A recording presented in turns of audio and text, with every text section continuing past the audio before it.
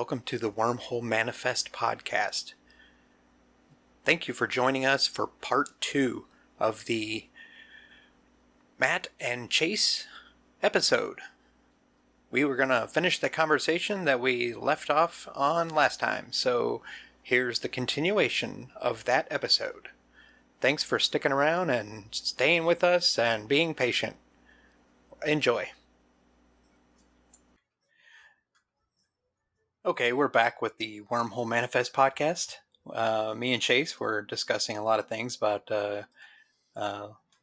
music, live bands, and the different performances they put on and types and styles of music that they did. But we're going to get into some other stuff here. And I was thinking something that would be fun to add to a podcast that I haven't done before because I'm just trying to do different things. Chase, I know you're a gamer, and I wanted to ask, do you consider yourself a gamer? Like, have you been a gamer for a long time? Like, either console or, old school, like, stuff, or just new, like, PC? Like, where did you start with gaming? Like, if that's even what you're into. Like, No, games are for losers. When I was like 5 or so, I had an NES, you know what I mean? Because it was kind of like the thing to have at that time. They weren't really that I don't think the NESs were really that expensive. You know what I mean? When you think of other, I mean, we weren't like completely really that well off at that time, so they couldn't have been too expensive. But we had that, and to me it was cool. I do resonate a lot with the early Mario games and things on the NES. Excuse me. But I didn't really get anything new until the PS2, other than I did have a Game Boy, but that was around the same time. But to me it was more like true gamers would be like, oh man, that's like heresy. But to me, it felt more like a toy than like a way of life, I guess. yeah. So I dug it and I like playing with it and stuff, but it wasn't something that I would like say, this is everything that I hold as my identity. You know what I mean? So I got more like what we were talking about before the break was music and whatnot. So I was in like a metalcore band called Dress for Tragedy throughout high school and college.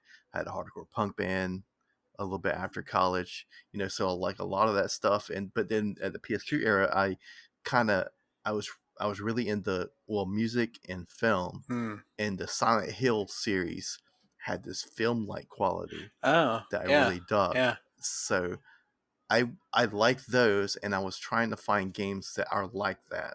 So I found games like Fatal Frame or Project Zero in Japan, and those were similar in tone. I liked Resident Evil, but it didn't really gravitate to me as much as Silent Hill because it wasn't as cinematic. It was more action oriented. Oh, yeah.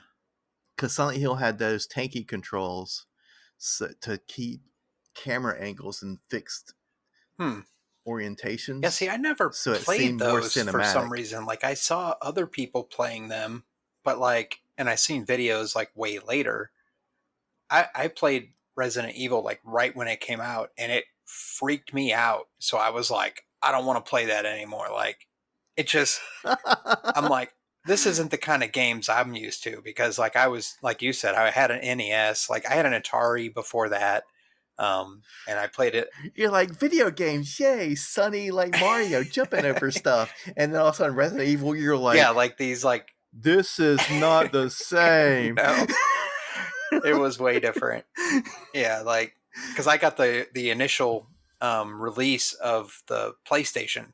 Like when it first came out, like I had a friend of mine at the time that was really big into gaming, and I hadn't been into gaming for a long time because I was a skateboarder, and like my life was outside, like skateboarding. Like I was the only time I played games was when I went to an arcade that I had skateboarded to, or I skateboarded to the bus stop, caught a bus, rode it like 20 miles away to go to the mall, and then went to the mall, went to the arcade and played video games, then got kicked out of the mall because I had a skateboard in my hand, and then like went back to the bus stop and went back home, like, but I wasn't into games that much like when I was like in early teens. But like before that, I was all about like Nintendo, like NES. Like I went to 3 blocks away from me was a rental store, and they had VHS and NES games that you could rent. And I was like, every day I would go there and rent a game, take it home, and play it as much as I could for like, I think you could get them for like 2 or 3 days back then. And I would play it until I beat it. Like I could not stop playing it until I beat that game. Like that's what I did. And I did it with every game that they had in stock. And I was like, this is it, I'm like so into this. But I think it was because I was like ADD.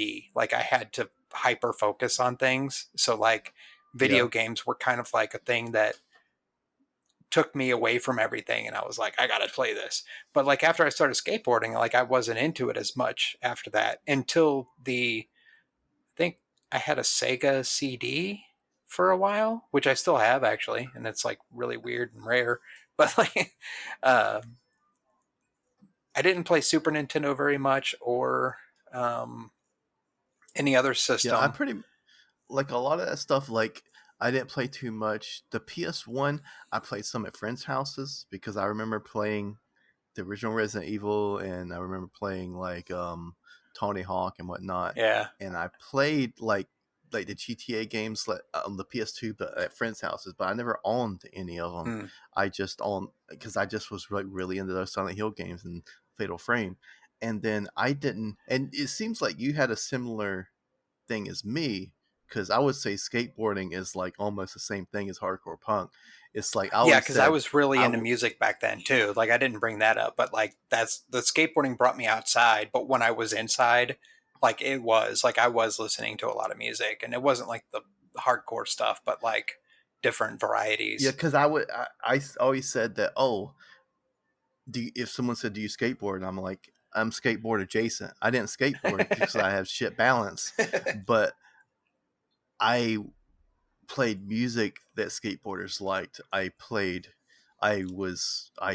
a lot of camera stuff. Like I had like video cameras and stuff. So I filmed my friends skateboarding and edited the music and whatnot, and made like kind of like low budget like skateboarding videos and Oh man, stuff. that's cool. And so I did like where I looked like a skateboarder because I wore skateboarding shoes because they were more comfortable on Oh my hell yeah. feet. So like, and nobody would. I actually really, in my older years, thinking maybe I should get some skate decks just to like put on the wall, because man, some of them look so fucking sick, and some of them are like limited edition things that are like collectible Yeah, items, which I've is got a pretty cool. few. I've just recently kind of picked up a little bit on my collection. I have a friend of mine that is like full blown, like he's gone back into his youth, and like he's now gotten every skateboard deck, like limited edition, like reissue that like he never got when he was a kid. Like he has the Caballeros and the Tony Hawks and the Nadas and the all these, like his basement is full of stuff, and he's like constantly buying stuff. He's like obsessed with it. And I'm just like, he sends me pictures on like, in text and stuff. And I'm like, holy shit. And I'm like, that's crazy. And I see him posting on Facebook and everything. I'm like, man, this guy I mean, he's a good friend of mine from like way back, but like he's gone like off the deep end with like collecting skateboard stuff. Like he's just like, and I love him to death, but like he's I have four. I have four skateboards, and the only reason I have them is because two of them I bought like 25 years ago because they had comic book characters on it that I liked at the time. Mm-hmm. And I kept them, and I never skated them because I wanted to keep them for the future. Future me to look back and say I like these comic book characters, and they were from like Extreme Studios, like the comics that were, they're not like Marvel or DC. That was like Image Comics back when they first started up in the early '90s, and so I was like, I want to get these skateboards because they have cool designs on them. Well, and then the past like couple of months, I've gotten two other ones because they have anime characters on them, and I'm a huge anime head, so like I wanted to have this one deck. I actually have a T-shirt that has the same design on it from 25 years ago. Like I have the T-shirt still from way back then, and it was from a company called Hookups, and Hookups was it was made by Jeremy Klein, who's a pro skater, and he used to go to Japan all the time, and he liked these anime designs, and so he started putting them on clothing and skateboard decks. Well, he made like a few reissues of the one character on a skateboard deck, so I'm like, I got to get that skateboard deck. And then he made another skateboard deck, and it had the original characters from one of my favorite anime from back in the 80s. Was called Bubblegum Crisis.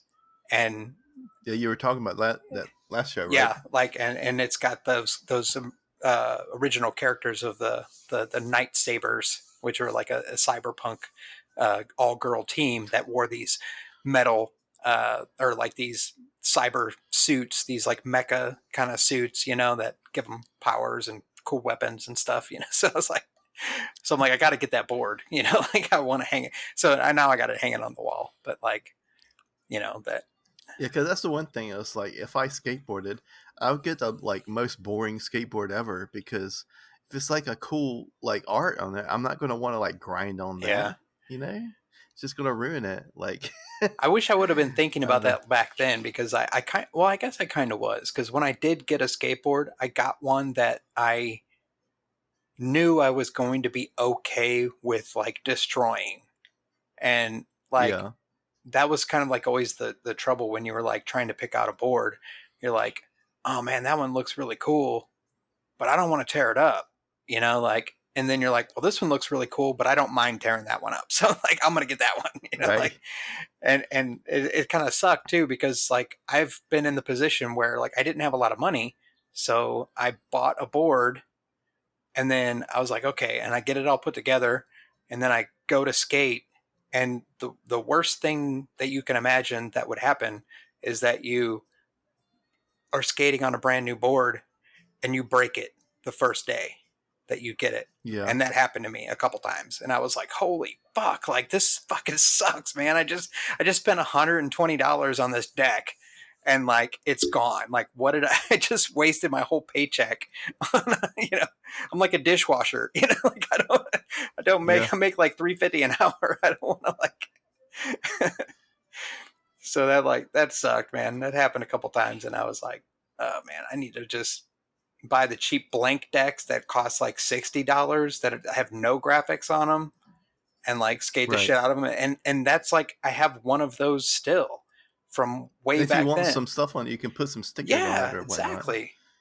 Yep, you could put clear grip tape on it and put stickers on the top of the deck and then put clear grip tape over it so you can still see the And stickers through it and they don't speaking get of wore off. stickers, man, the one thing that I didn't do is, man, I wish that when I was going to shows and whatnot, that if I bought a sticker for $1, I wish I bought two Uh, because like there's some of those stickers I've seen people that still have their stickers that they never put on there. I was like, man, are you guys psycho? Like, how did you like buy this and not put it on anything? yeah. Like, but they probably they bought two, so one that they put on their guitar or their bike or whatever, and then one they just put as a keepsake, and now they still have those stickers that they are not are out of print or whatnot from these like old hardcore bands and stuff, which is really cool. Yeah, I actually like along that same line of thought. Like I thought of that a long ass time ago. So that company I was telling you about called Hookups that put like anime Yeah, images onto like skateboard type clothing and skateboard decks and stuff. Like my local skate shop sold stickers. They were Hookups stickers that had anime images on them. Like I bought a bunch of them and I didn't stick them on shit. I kept them. I still got them. Like their right. original anime image. stickers from that company hookups, and like they're probably worth a lot of money now. The t-shirt that I have, I looked at it on eBay, and it's got like this anime girl, like a side profile kind of thing. Like the Mm-hmm. t-shirt itself was like going for like $450 on eBay. Like, and it's like a Huh. 25-year-old shirt, you know, like, and I'm like, Hmm. damn, I've got a Ghost in the Shell shirt that came out back like over 20 years ago when the anime came out. And like that thing's going for like $1,000 on eBay. I'm like, holy shit. I'm like, but I'm like, mine's Yeah, all wore because out. You know, the graphics are wore from being washed so much, and it's got little pinholes here and there. It look like moths been eating it or something. But yeah, because what I was gonna, because I know I probably still have some old shirts at my grandma's, because I remember I had bagged up some old stuff and put it in her shed. I need to go look through that stuff because I know it probably won't fit. But because I remember I had an Undying shirt, which is that local band that I was telling you about. Which they kind of were mixing black metal with yeah, hardcore in a really cool way, and they were super awesome, man. Undying, it's like what they had one vocalist that is this bald dude, and then he kind of got to where he couldn't do the vocals anymore, and then they got this chick to do it, and so they have 2 albums. They're not even on Wikipedia, hmm. and but you can find them on that metal Wikipedia whatnot. But they just have those 2 albums. But anyway, like I have this one Undying shirt, and I was like, I wish I can find that. I know I can't fit in it because it'd be like a small, you know. But just cut it, and then I can make like a battle vest and put it as like a big Hmm. like back piece, you know what I mean? So I can still use that stuff even though I can't fit in it. So I would really love to find that stuff I because I have a whole bunch of patches that the cool thing about patches other than stickers is that even if you use it, you can still reuse it because you true. can just take it off or Yeah. whatever.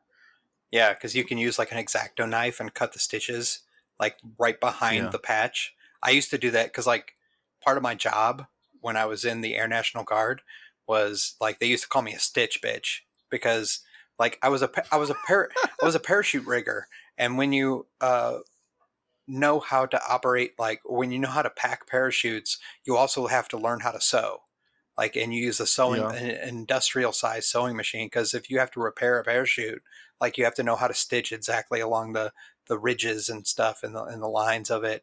And along with that career was you had to fabricate things. So I used a sewing machine all the time because like I used to sew the patches on our pilots flight suits and stuff like that. And like I used to sew leather onto the G suits, and I just sewed all kinds of stuff. Repairing parachutes, you're like that's like a jump up from like putting patches on to where you're like, okay, if I fuck this up, someone's gonna die, you know, type thing. It was a lot of So pressure. you're like, Yeah. No wonder I have PTSD. Like, yeah. but yeah, like I used to sew patches on, but like I used to take them off a lot of stuff too, because somebody would like say, "Hey, I've got this helmet bag and it's got like a patch I had sewn on it. Can you like take it off and then like just give me the patch back?" And I'm like, "Okay, yeah," and like no problem, because they were afraid to do it because they didn't want to tear it up or mess it up the stitching and stuff. But like I was able to like get in there right behind the patch and like cut the stitches and then pull it off and then pull a little bits of thread that were holding it on and stuff. It was crazy. Hmm. Like I know all kinds of weird shit like from work that I've done. Like I actually have one of those industrial sewing machines in my garage. It's like it's out of time right now, so it needs to be reset. Like it's all mechanical. So like there's nothing digital on it. It is all like it's you work with a pedal, like electricity. It's got a big, huge, heavy generator under it that like powers it and powers a belt, so the belt can go, and like once you hit the pedal it just starts stitching away. You can sew through a quarter with it. Like it's industrial. It is crazy. But like I've sewn So some you crazy open your shit. garage to where like some people would be like, oh man, check out this like Hemi F-150. You're like, check out this industrial sewing Yep. machine. Yep. It's a Conso. They made like hundreds of them back in like I don't know where it comes from. I think it's like comes out of like Korea or something. But like it's crazy. I've put like butterfly patches on a boy's winter coat to give to my daughter when she was like, my son outgrew it, and like Mm-hmm. my daughter needed a new winter coat, but I was like, why buy her a new winter coat when I have this boy's one right here? I'm like, I'm just going to sew some butterfly patches on it and give it to her. And she liked it when she was like, like 4 or 5, that was a long time ago. But, it was like that kind of stuff, like knowing how to sew comes in handy, and I see all these like, yeah, I mean, you can't be a metalhead and you don't know how to sew unless you have a really nice grandma. But if you're like 37, you got no grandmas left. So if you want to have a badass metal battle vest, then you got to know how to sew, man. oh man, like the things I used to do for the retired, I worked for Boeing for a while, but I also like worked in a shop where I had a sewing machine. Um, all the retired veterans like used to be, they were all bikers, and they used to go to Mm-hmm. like, there's a huge biking, like a huge, not bike, like bicycle. They were like bikers, like motorcycles, like, Well, I got yeah. that out of biker. I'm not going to assume, oh, he's talking about bicycles. No. And these guys would go to Washington, D.C. once a year, and they had this huge motorcycle rally that rolls through. It's Rolling Thunder is what it's called. Uh-huh. Well, all these like veterans that at the place that I worked when I lived in Maryland, they used to go to Rolling Thunder, but they all wore like the leather biker vests and jackets and stuff. They would bring me like these huge patches to put on the back of their leather vests and jackets. And they're like, hey, can you sew this on here? Because they could go anywhere to have it done, but they knew they had me right there in the same hangar that I was working when we worked on airplanes and stuff. And I was like, yeah, I can do that. Like, so I did a bunch of that stuff for these biker guys, like, and they loved me for it and they paid me, but it was like all on the side because I was there anyway. Right. I was like, nah, just get me like a 12-pack, I'll be good. But yeah, yeah, that was a cool time. Like I helped a lot of those guys out, but I never was a biker myself. I had a license for a while, but I just never had my own bike. I had a scooter. That was most I had. Well, you didn't have to have a license for that, did you? No, but you did have to have a license for motorcycle if you were going to ride a scooter onto a military base. So if you had a 2-wheel motorized vehicle, you still had to have a motorcycle license to ride on base. So I had to get the motorcycle license, which required me to do like a week-long course on how to ride a motorcycle. And I was like, okay, I want to learn anyway. So I went and did the course, and I rode one of their motorcycles they had at the course, like they taught me how to ride it, and I rode it, and I learned all the stuff I was supposed to do. And I was like, okay, that's cool. And they gave me a certificate, and then they're like, here you go, just take this certificate and go get your license renewed, and they'll add motorcycle to your driver's license. And I was like, cool. So I was like, I did that only because I had just bought like a $400 scooter that I wanted to drive from my house to the base once a day and save on gas. I'm like, I was like, I'm going to save gas in my truck. I'm just going to buy like $2 in gas on my scooter and ride there every day. And, it's only like a couple miles to go to the base where I worked. Nice, man. I gotten rid of the scooter. I got rid of it like a year and a half ago, and it sucked because it like, I drove the shit out of it for a little while, and then it just like stopped working. And I was like, I don't really want to fix this. So I let it sit for like 2.5 years, and then I listed it on Facebook, and somebody came and got it. You just had to let it go. Hey, let's do this thing. I got this game. It's a... Oh yeah, that's the whole reason you were asking me if I was a gamer. Yeah, you're a gamer. Oh, and one more thing is like, before we get into it, is like I wanted to say, because we kind of got off on a tangent, but yeah, I got the PS2 and I was really into that, but like I was still into music, right?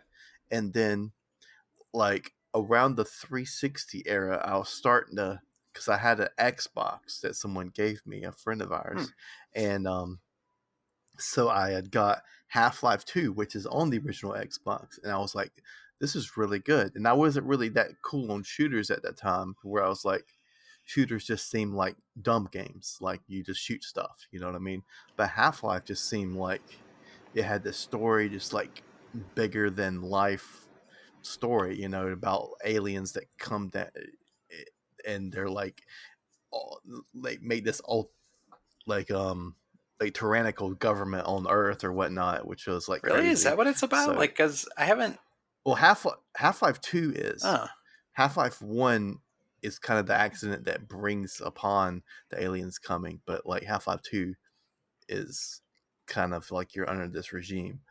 But and I fell in love with that, and then when the 360 come around, I got a 360, and then it kind of, that's when everything spiraled out of control. Like it was like, because I got the orange box because I had Half-Life and the expansions and the Portal and all that stuff for console, because all that stuff was mostly on PC. And then I got BioShock, I got The Darkness, which I still have up there, which is the only place I know to play it is 360, which is backwards compatible on the Xbox One. So like around 2007, I like super got into games. So that pretty much cemented my thing of like being considered a gamer. huh. Is So you're after not going to 2000 know after any of these questions when I do this. after well we can still do it, but like but yeah, I became an adult before I really became a gamer, right? Because playing video games to me was an easier hobby than going out and playing music as you're trying to like start a family, right? Huh. So Yeah. but then around 2013 or so, I don't really consider myself a gamer. I consider myself someone who plays video games, because to me a gamer is like, it became this thing to where it's like these incel motherfuckers that hate women and like you know what I mean, to where I was like, I meet these people and I'm like, man, I don't have anything in common with any of these motherfuckers. Yeah. So I'm like, okay, I'm not that. So maybe I'm just a dude who likes interactive media that we call video games. Yeah. So now we can do your quiz.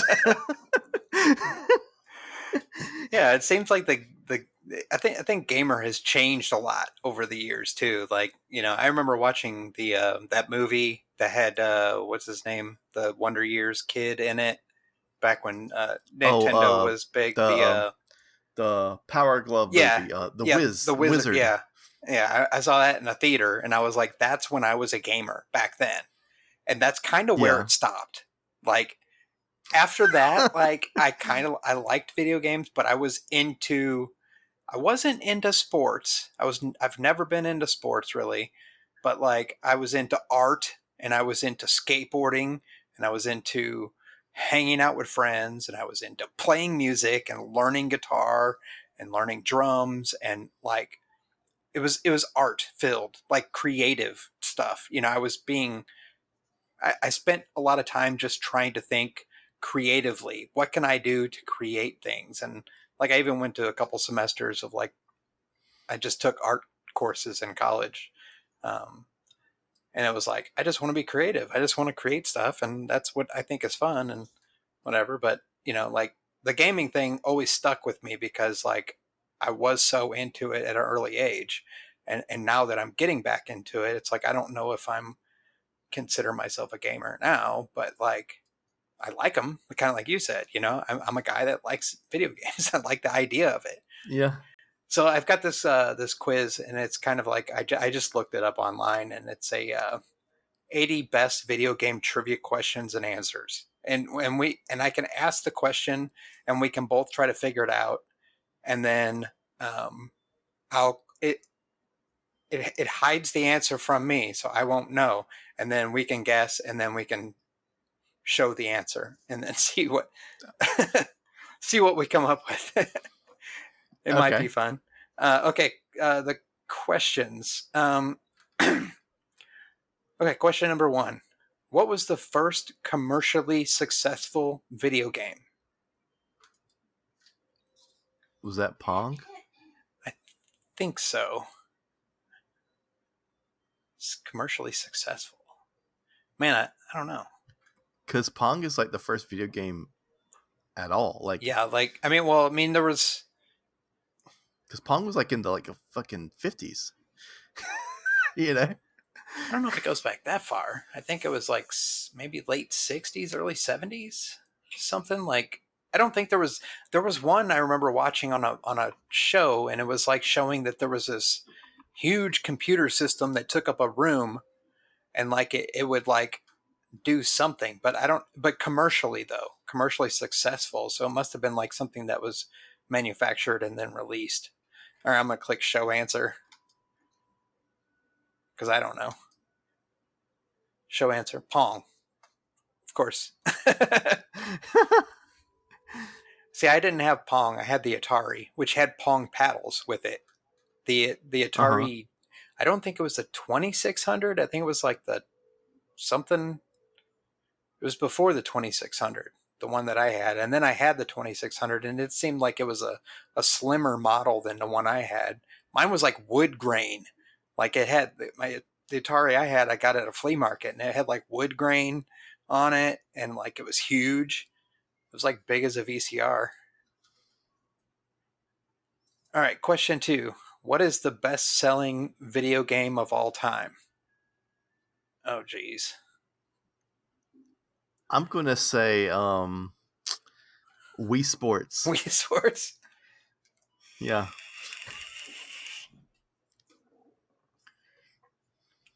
I don't know. Best-selling.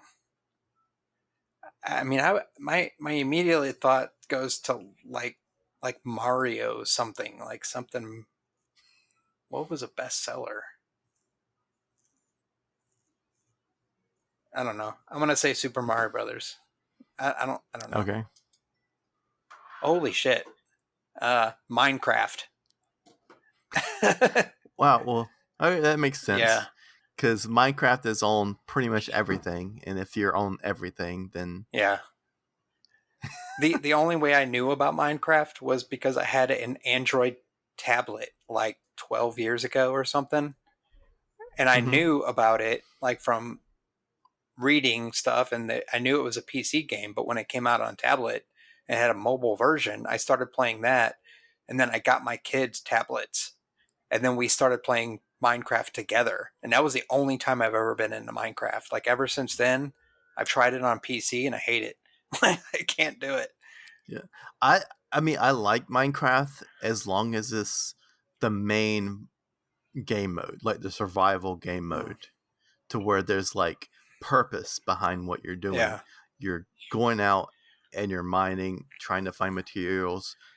It's a survival game. It's just like playing Valheim or you got to beat you got to hide from the creatures until you get enough armor and weapons to defeat them and stuff. Like it freaked me out. Like I was like trying to dig a hole so I could hide so that the creepers and zombies wouldn't get me. I'm like hiding in a hole. Okay, well, we got creeped out by Resident Evil. Now you're getting creeped out by Minecraft.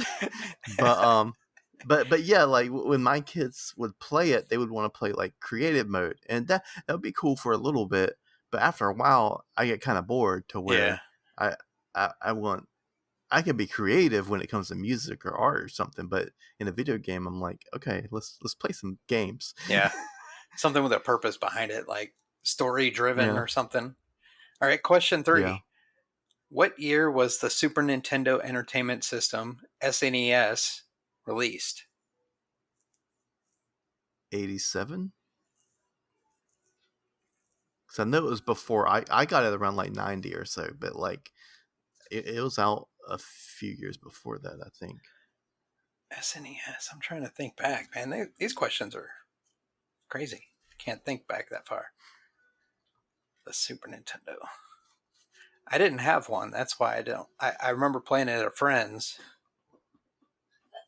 And I can't remember when I had the NES. That must have been mid 80s or 80, 88 something. So SNES. I almost think. Well, you're also older than I am because I was born in 84, so. I don't know. Yeah, like 88 or 89 or something. I'll say. Let's see what it says. 91. Wow. Well, what am I thinking? Because I thought that one of maybe you're thinking of like the 64 or something. I think the Nintendo 64 came out in like 96 or 97, but Well, I said yeah. 87, but did you say the NES or the Super I said, NES? well, the question was the Super NES, but I think, Oh, I misunderstood the question. Yeah, that would have been, yeah, okay. yeah. I thought you were talking about the NES. Whoops. There you go with the ADHD. You're like, well, I actually just read the question wrong. Yeah, because I don't know when that Nintendo movie came out, like the Wizard or whatever, like that was like maybe around 88 or 89 or something. Yeah. Definitely before the SNES came out, because it was like when Mario 3 came out. And that was the big game in that movie. Yeah, I wanted the NES, but I never got one. But yeah. Okay, So just 4. What is the highest selling game console to date? that's easy. That's the PS2. I think it's PS2. I think so too. Yeah. Yep, PlayStation 2. Oh, this one's going to be great. Question 5. What year was Nintendo founded? This is What year were they founded? I think this is a trick question because I have no idea, but I think it might have been like the 60s or something, because I think they did stuff before yeah, then. I think uh, the only reason I think I don't know what year exactly, but I had a friend tell me that Nintendo before video games used to make like card games and board games in Japan, before they made video games, and it was like it That's goes back to like the 40s or something like that. that's kind of like the clothing company Abercrombie and Fitch. Mm. They were like a company in like the 1800s, but they were like not making designer mall clothes in the 1800s. They were like making like kind of like rustic like like uh like ponchos and stuff, uh, but they were a company since, and they would put that on like established in 1870 whatever, but yeah. let's see what it But says. Nintendo founded 1889. Good lord. wow. So they're right there with damn Yeah. Abercrombie. Wow. Get your Abercrombie so you can survive the like who's buying shit in 1889 that's not going to like help you not like die from cholera or They some must shit. have been, yeah.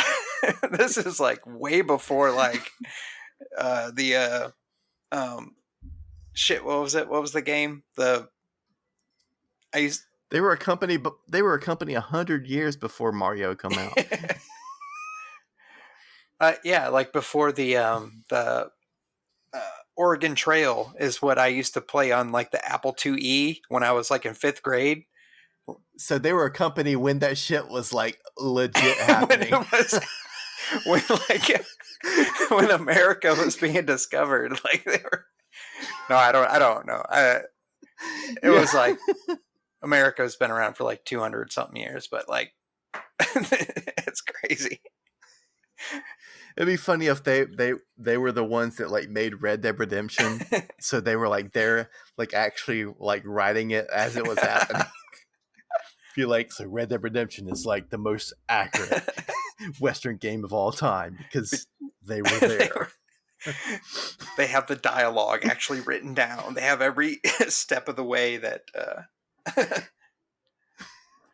Oh, geez, man! 1889. Nintendo goes way back. Okay, number 6. Blizzard Entertainment is most well known for what video game franchise? Oh, isn't that Or Blizzard is? either World of Warcraft or Diablo. Either one of those would probably be Yeah, it.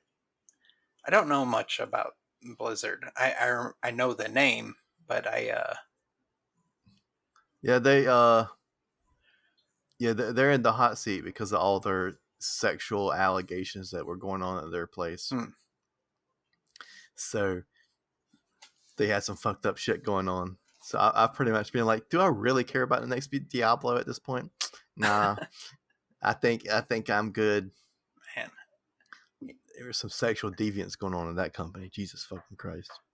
So let's see. Show answer. Yeah, World of Warcraft. Wow.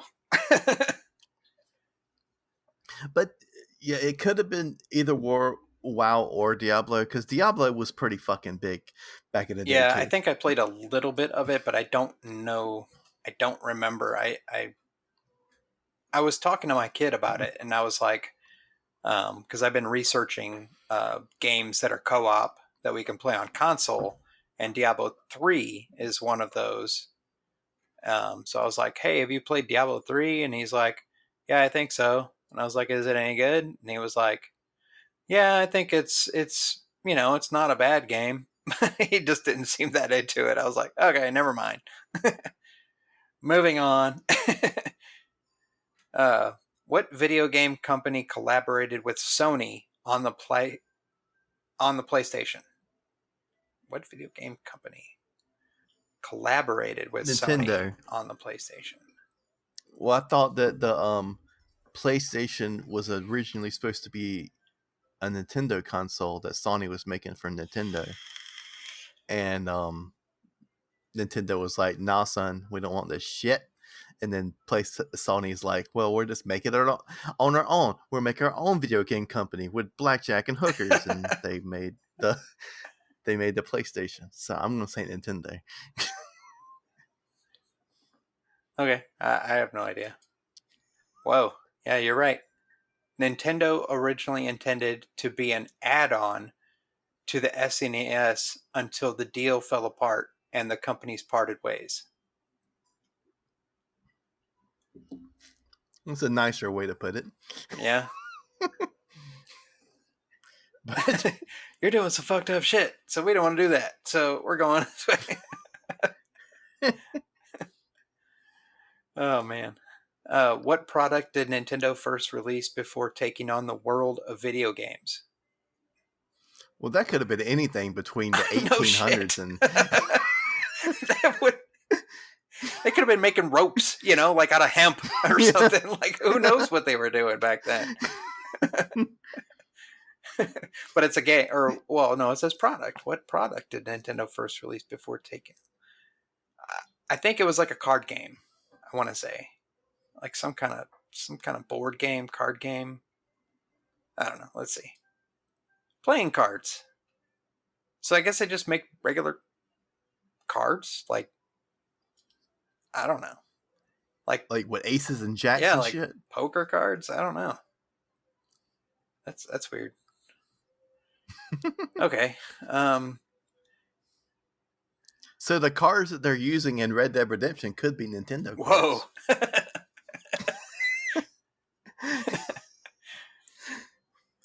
The United States Air Force used what gaming console to create a cluster supercomputer? Shit. Well, you should know that since I should know. I mean, I was technically Air Force for 15 years, but I was Air National Guard, so it's a little different. I mean, I would say Atari, maybe, because they're the only ones that were like in the business at that point. Cluster supercomputer. Maybe, because I'm thinking of like back in the day, like in like the 80s with like war games and stuff, like Matthew Broderick talking to like the computer, like, would you like to play a game? Like maybe the military working on something like that.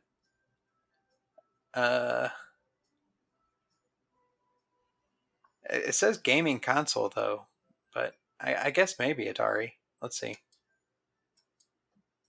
Whoa. No, the PlayStation 3, PS3, was actually quite powerful at computing at the time.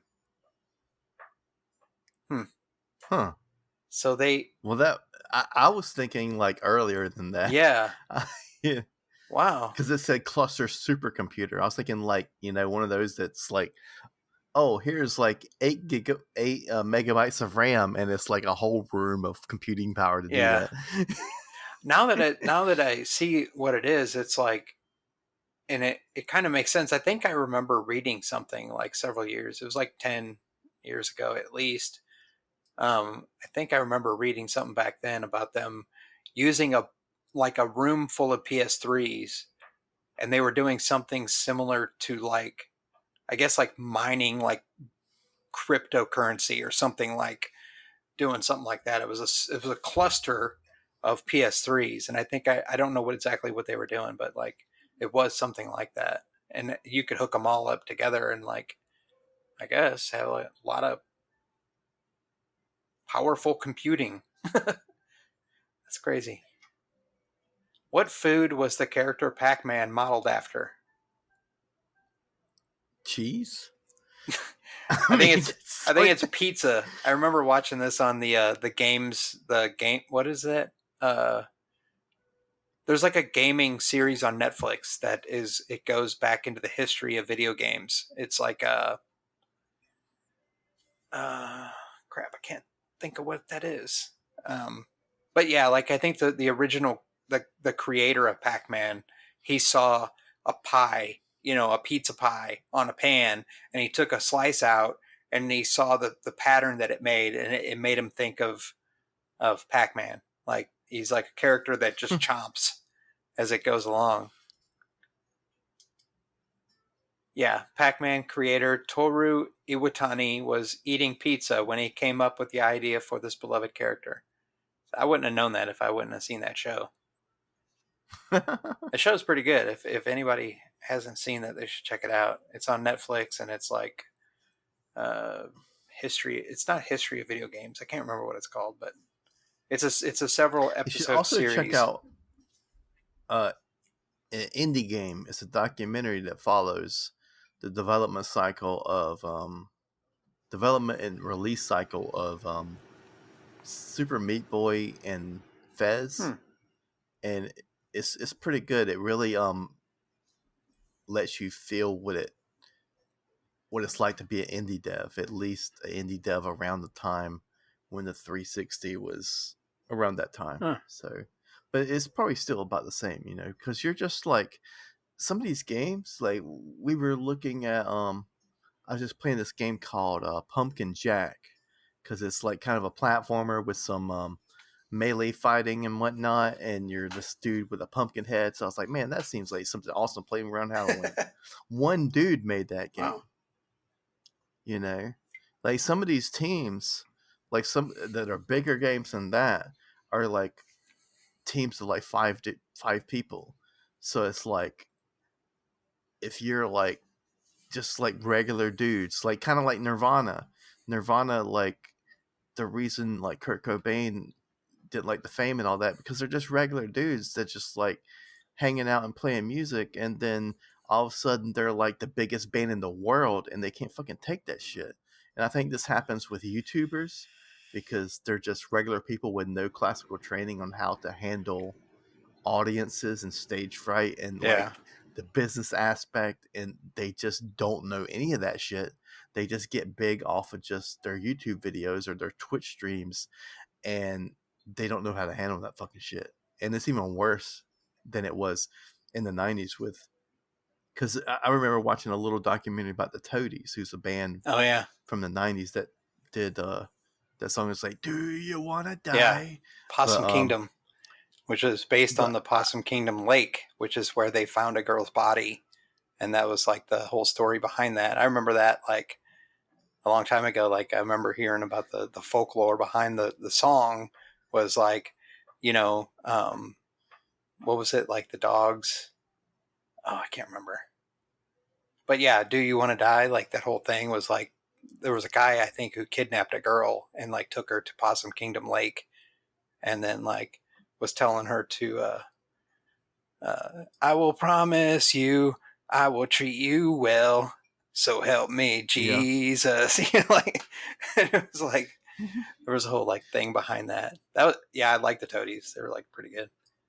But yeah, I saw this thing and they were like talking, like he was going to record the album and he was calling his manager at where he worked, which was like a Domino's or something. You're like, hey man, just I'm gonna take some time off, but keep me on the schedule. on the payroll just in case, but I really want to try to record this album or whatnot. And then they got super big for like a minute, you know what I mean? But like, they weren't, it wasn't like these bands that are like bigger than life that like have been touring and all this, and then they finally make it big. They just got big overnight, which is different than like, say, like the older bands that were like trained to do this and got big over time. No, like this kind of like instant fame kind of fucks with you. And so yeah, check out Indie Game. It's pretty good. Yeah, I'll check that out. Man. Okay, so we did 10 questions from the video thing. There's like 22, but we're going like way over time here with the show. So I think we'll wrap it up here real quick, and then I'll definitely like get you back on here because I'm gonna have like a rotation of different guests because I think it's cool to have it's just cool to hang out and have different discussions with people. So when you have all the nice discussions about like very informed topics, if you want just a complete shit show, you have me or Scar on. No, man, it's all good. Like, I want to. I don't know. I just like to talk to people, so I think that's it's important to have a varying range of discussions from different folks, and I think everyone out there, no matter what path in life we walk, we all have something valuable to share. So it's like, it's all interesting stuff to me. Like, I think I could sit here and talk to you about video games and like whatever, like we could sit here for hours, but it's like, got limited time. I'm paying for time here with the recording thing. And so I want to like get out information and have a good time at the same time. But let's see here. I want everyone to know that I've been listening to your podcast with the Friday the 13th information. And I tell you, like, I have learned way more about Friday the 13th movies than I ever really wanted to know. I had no idea about like a lot of that stuff. Like, for one, I had no idea that the Camp Crystal Lake was in like Jersey. I thought it was in like Colorado or some shit. Like, I had no idea. Like, I'm like, Camp Crystal Lake, it sounds like a place that's in the middle of the woods, that schools bust their students out to during summer camp, and it's like in the middle of nowhere. Like, but East Coast is, I guess it has its spots that are in the middle of nowhere, but just seems like the East Coast is so clustered together, like all these big cities and towns and stuff. And I'm like, but somebody. Yeah, it's funny. Like, our last couple of episodes, like we did part 3 and part 4, and part 4, there's a lot of swimming and skinny dipping and stuff in that movie. That movie was shot in January. So they were like out there in that water, like 35 degrees. Holy shit. But one of them even got like pneumonia from it. Like, it's man. They had like a schedule to get it released, I was like, you guys should have like waited until it was at least springtime. Yeah. But they had like investors and whatnot wanting this thing released, so they had to get it done. I lived in Maryland for a few years, and like, I lived like right on like the Chesapeake Bay, and during the winter, I'm like, even during the summer, I was like, there's no way I'm going in that water. There's places where they have like little public beaches and stuff you can go. And I'm like, I did go in the water during the middle of the summer, but that was the only time. The rest of the time I was like, I don't want to go in there. Like, it's just crazy. It's either going to be too cold or like, I don't know, like, just seems weird. But like, I guess even in the middle of the country, like, you have lakes that are like, during the winter, it's going to be cold. And I'm like, I don't want to go in that shit. But like, I really don't want to go in lakes anyway, because lakes seem like stagnant, like water that's not. Yeah, I don't know. Well, lakes, I mean, they're so big, like the bigger water, so it's not as bad as like a pond. Yeah, that's true. Or a yeah. so it's not as stagnant, but like, because there's a lot of churning and whatnot, and so lakes are a lot cleaner than like a pond. But But still, there's like fish the in there, and like they like shit and they like piss, and like that's all just water that doesn't go anywhere. There's like it's just there, and maybe it moves around because the earth is moving, but like I don't think of it like as a pool that has like a circulation system and like chlorine to kill the bacteria and whatever. But like, well, or an ocean, well, the I don't ocean is like so huge it just washes up and constantly recycles itself. Like I don't know. what it could have been a coincidence, but when I about 1996 or so, I fell off a golf cart and I bruised my ass up real bad. And like it was like really painful, but I didn't break anything or whatnot. It was just like real bruised up and whatnot.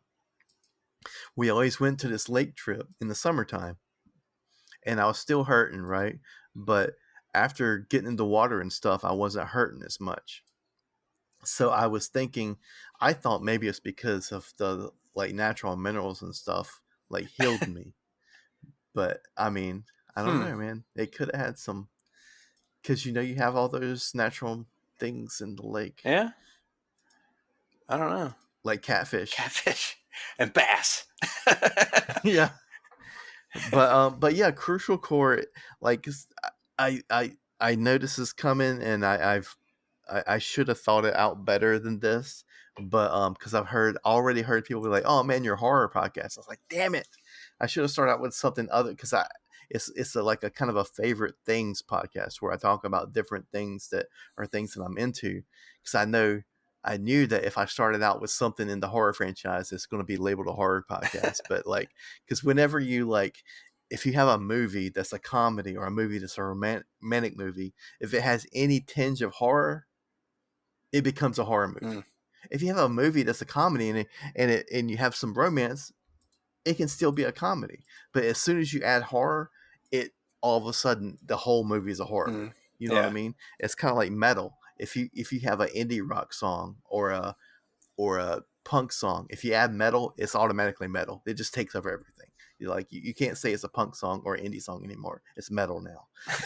so like next season it will be something else. So I'm really thinking, because I was like, man, it'd be cool to do Nightmare on Elm Street, but if I do 2 horror franchises in a row, Uh, it's a wrap. I just gotta like just do horror stuff. So I'm thinking like maybe the next one be like the discography of a band or something, or hmm. like I was gonna like, I know I want to do Wes Anderson films with my friend Max, but I'm not sure if that's gonna be next or what.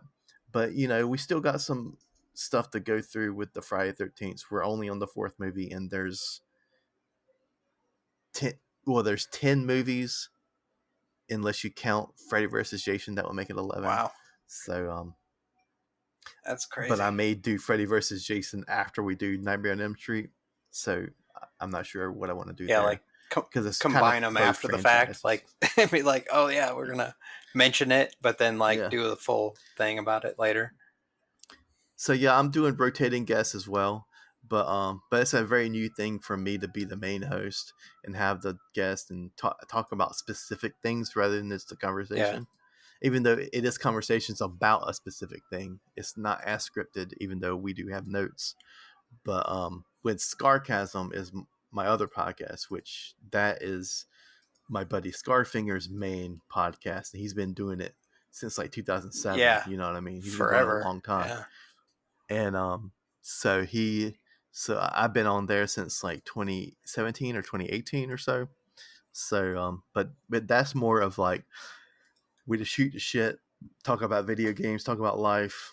You know what I mean? There's no real Yeah. Yeah. You guys do that like all guest August, and I've been on there a couple times, and this last yeah. time it was me and my wife, and actually my wife Rachel was the reason that I know Scar, because they've known each other forever, and like, and Yeah. then I met Scar, and then like I talked to him, and then met you, and then like it's just been a whole like expanding our network of people that are into like podcasts, and Yeah. like I knew about you guys, and then I knew about a few other podcasters, and that's when me and Rachel started a podcast like 3 or 4 years ago. And we did that for a little while, but like I was not very with it with my mental capacity back then. I was trying really hard, but it took like everything out of me that like to be able to keep going with that. And then I eventually like hyper focused on it too much and wanted it to be overly produced, and like I ended up crashing hard and like couldn't keep up with it because I was like, I just can't do this right now. Like it was hard enough to just be able to hold a discussion with So you were people, like, let alone produce the whole show and like edit it and everything else. It was just like, it was yeah, crazy. So you were trying to like make it sound like Nevermind when everybody knows that In Utero sounds better. But yeah, it was crazy. All right, so where can we find your podcast and stuff, and social medias and all that? You can pretty much find our podcast on any podcaster that you can search it on. But if you wanted to find the actual link or whatnot, Scarcasm is through Libsyn, but you can search it on any podcaster that you have. And then Crucialcore is through Anchor, which its main thing is Spotify. So I can like do like polls and like little special things through Spotify that I can't do through like Pocket Cast or Stitcher or something.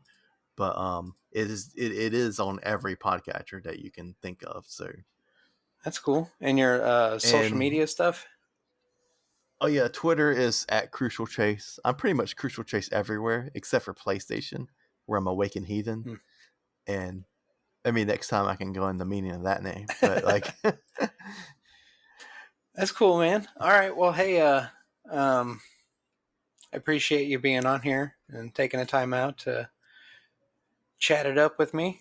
Yeah, man. I'll definitely get you back on here at some point. We'll continue discussions about music and stuff, because that's like, it's like it's nice to be able to think back on like where I came from and like the stuff that influenced me when I wanted to learn. I really need to start making more music, and I know that I've heard some of the stuff that you've done. It's wild, man. Like I don't understand it really, but I'm gonna give it some more. I'll give it another listen. It's definitely different than anything I'm typically listened to, but you know, it's all about learning and checking out new things and stuff. So that's cool. Again, thanks, man. Like everybody out there that's listening, you can let's see. I want to give a shout out to Mario. He's at Artisan Rogue. He was on the last episode, and you'll hear, I think that's a 2-part episode. So like you'll hear the discussion with him. He's an awesome graphic artist. And he has stuff for sale on Etsy or whatever it's called. It's Etsy. Etsy. Let's Etsy more stuff. But yeah, like check out Mario. His Artisan Rogue is his social media stuff and everywhere you can find him, and TikTok and all that. He's a great dude. Please leave us some feedback on all the different social media, or rate us on Apple iTunes and other podcast reviews wherever you can. If you follow us on Twitter, it's at Wormfest Pod. I love that, at Wormfest.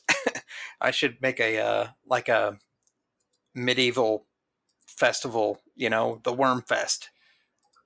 Like, come join us at Wormfest. But or you have like a kind of like a music festival where you're like, we're going to Wormfest. Yeah. That sounds like somewhere you don't want to be. No, definitely not. That's like the you know, like what's the term? Sausage fest or something. I don't know. Yeah. Whatever. Everybody, thanks for listening. Chase, thanks again. We will chat soon, man. Everyone, stay tuned and check us out on social media and website and all that crap. Thanks for listening. We will see you next time. Later. Later.